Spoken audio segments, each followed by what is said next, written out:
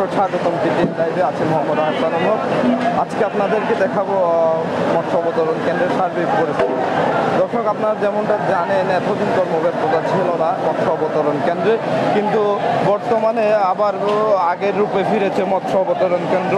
মৎস্য অবতরণ কেন্দ্রের ব্যস্ততা বাড়লেও দর্শক মাছ আছে, কিন্তু তেমন পরিমাণ ইলিশ নেই, আছে ছোট আকারের ইলিশগুলো। দর্শক কর্মব্যস্ততা বাড়লেও এখনো বাড়েনি, এখনো কমেনি মৎস্য অবতরণ কেন্দ্রের মাছের যেই পাইকারি দাম তা এখনো কমেনি। দর্শক বর্তমানে মৎস্য অবতরণ কেন্দ্রের যে পরিস্থিতি, সেখান থেকে আমরা ব্যবসায়ীদের সাথে কথা বলেছি, আমরা জানতে পেরেছি কিছু সংখ্যক মাছ বর্তমানে রয়েছে, কিন্তু সকল মাছের দাম ঊর্ধ্বগতি।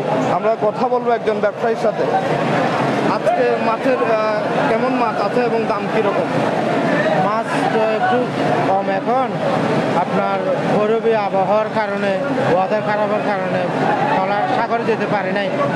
এই দুই একটা জায়গা গেছিল, তা এখন মাছ নিয়ে আসছে অল্প স্বল্প।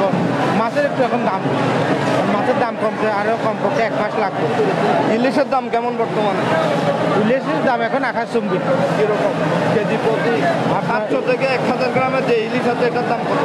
এটা আপনার 1300 1350 টাকা। আর যেটা 1000-এর উপরে, 1000 গ্রামের উপরে, 1000 গ্রামের উপরে ওইটা তো আপনার 1700-1800 টাকা কেজি। আমরা বড় বাজারে গিয়েছিলাম, সেখানে দেখেছি 1 কেজি 800 গ্রামের ইলিশ রয়েছে, যেগুলো কেজিতে 2300 থেকে 2400 টাকা বিক্রি হচ্ছে। হ্যাঁ হবে, ওরা আগে কিনা মাছ আছে এগুলো, কিন্তু এরকম কোনো মাছ আজকে বাজারে এখানে ফিশারি ঘাটে নেই। হ্যাঁ এখানে মাছ বড় মাছ একটু কম, ছোট মাছ যা হয়েছে ছোট মাছ। আজকে কি কি মাছ আছে ফিশারি ঘাটে?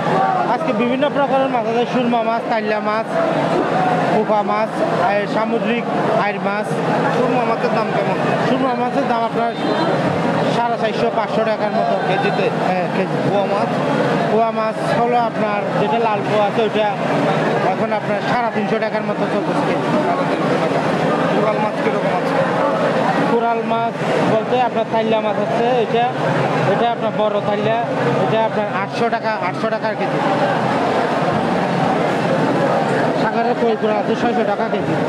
ওইটা ছোট ইলিশ, এটা আপনার 850 টাকা। ছোট যে ইলিশ, ছোট ইলিশগুলো কত করে? এটা 850 টাকা কেজি।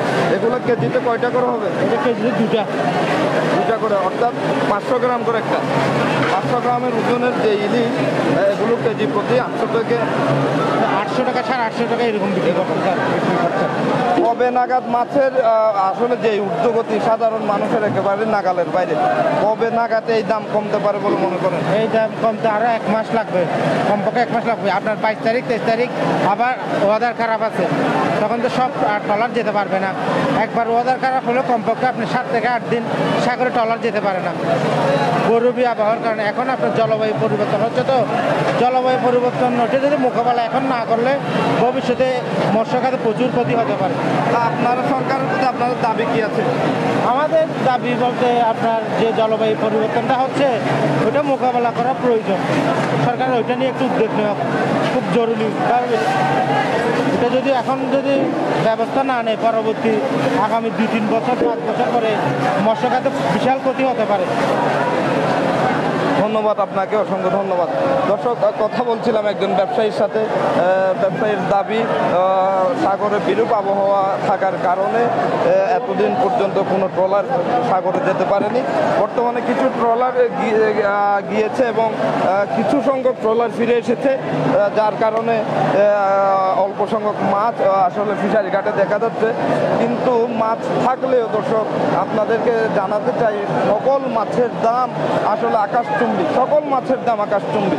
আপনি রিটা মাছ থেকে শুরু করে ইলিশ আছে, আপনার বোয়া মাছ আছে, সাগরের যেই কোরাল মাছ এগুলো আছে, সাগরের কই কোরাল আছে। প্রতিটি মাছ দর্শক একেবারে সাধারণ মানুষের নাগালের বাইরে। 700 থেকে 1000 গ্রামের যে ছোট ইলিশগুলো বা 500 গ্রামের যে ইলিশ, এগুলো বিক্রি হচ্ছে 800 থেকে 1000 টাকা কেজি প্রতি। এর উপরে একটু গেলে 1000 থেকে 1200 গ্রামের যেই মাছ ইলিশ মাছগুলো আছে দর্শক এগুলো বিক্রি হচ্ছে 1400 থেকে 1500 টাকা। বড় বাজার যেমনটা দেখাচ্ছিলাম আপনাদের 1 কেজি 800 থেকে 900 গ্রামের যেই বড় আকারের ইলিশ এগুলো বিক্রি হচ্ছে 2300 থেকে 2500 টাকায়। দর্শক আজকে ভরপুর আছে মৎস্য অবতরণ কেন্দ্র।